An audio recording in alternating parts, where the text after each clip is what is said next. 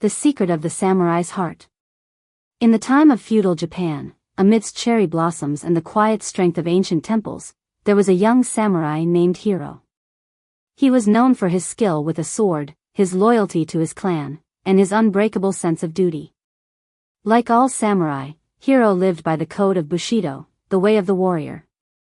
Yet, there was something unusual about Hiro. He had a secret, one that would change his life forever. Hiro was in love with Aiko, a woman who lived in the village below his lord's castle.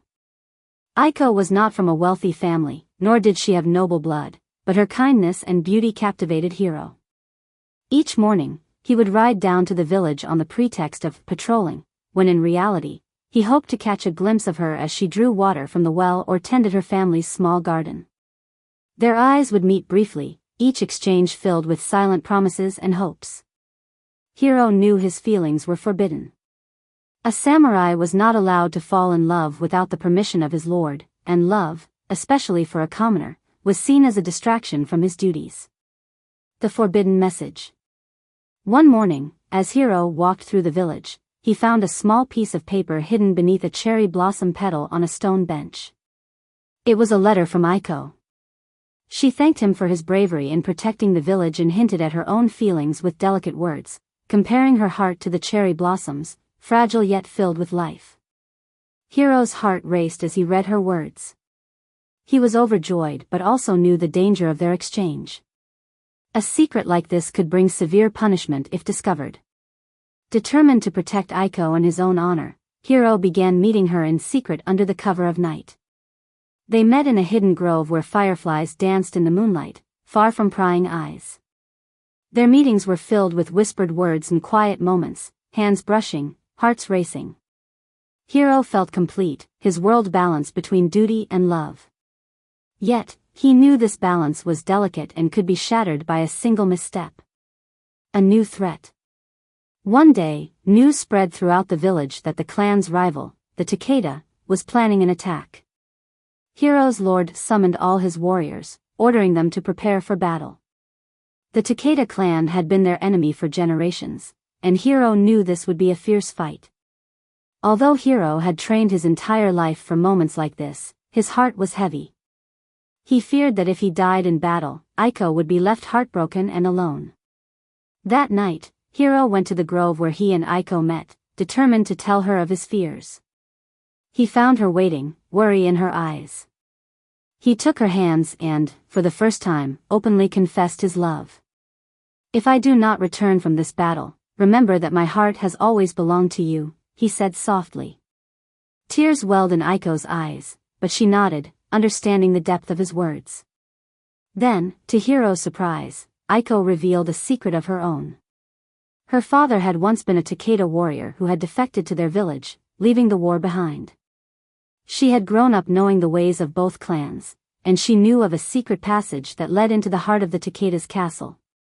"With this passage, you could reach their leader and end the battle before it begins," she whispered, her voice trembling. Hiro was shocked. To enter the enemy's stronghold alone was a nearly impossible task, but if it succeeded, he could prevent bloodshed on both sides. This was his chance to prove his loyalty and protect Aiko at the same time. He knew it was a risk, but he also knew he had no choice. With a solemn promise to return to her, Hiro left to prepare for his mission. The dangerous journey. Hiro left for the Takeda castle that night, carrying only his sword and the love letter Aiko had given him. He moved quickly, his movements as silent as the shadows. After hours of navigating through forests and mountains, he finally reached the hidden entrance Aiko had told him about. The narrow passage was dark and damp, but he moved with confidence, trusting in Aiko's directions.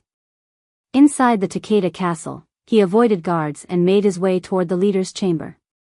His heart pounded with every step, but he reminded himself of Aiko, of her love, and of the life they might have together if he succeeded. Just as he reached the chamber, a figure appeared in the doorway. It was the Takeda leader, Lord Katsu. He was an older man, fierce and scarred from years of battle, but Hiro's resolve was unbreakable. An unexpected twist.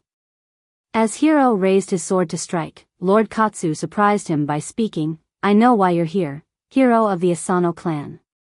Hiro froze, shocked that the enemy leader knew his name. Your heart betrays you, samurai, Katsu continued, his voice calm but sharp. You're here not only to kill me but to protect the one you love. Hiro was stunned. How could Katsu have known? Then he realized, spies had been watching him all along, reporting back to the Takeda. Katsu went on, if you truly love her, you will join us. She is connected to both clans, and together, we could build peace instead of war. Hiro hesitated, considering the impossible choice before him. If he joined the Takeda, he would be branded a traitor to his clan and family. But if he stayed loyal to his clan, Aiko would be caught in the middle of a deadly conflict. Katsu held out his hand, and for a moment, Hiro felt torn. Then he remembered Aiko's words, her hope for peace, her dream of a life together. With a heavy heart, Hiro sheathed his sword and knelt before Katsu, silently pledging his loyalty to the Takeda. In that moment, he chose Aiko and the hope of a future without bloodshed. The return. Hiro returned to the village a changed man. The people murmured, unsure of his allegiance. But he sought Aiko, finding her in their hidden grove. She wept when she saw him, both for the choice he had made and for the future they might now share.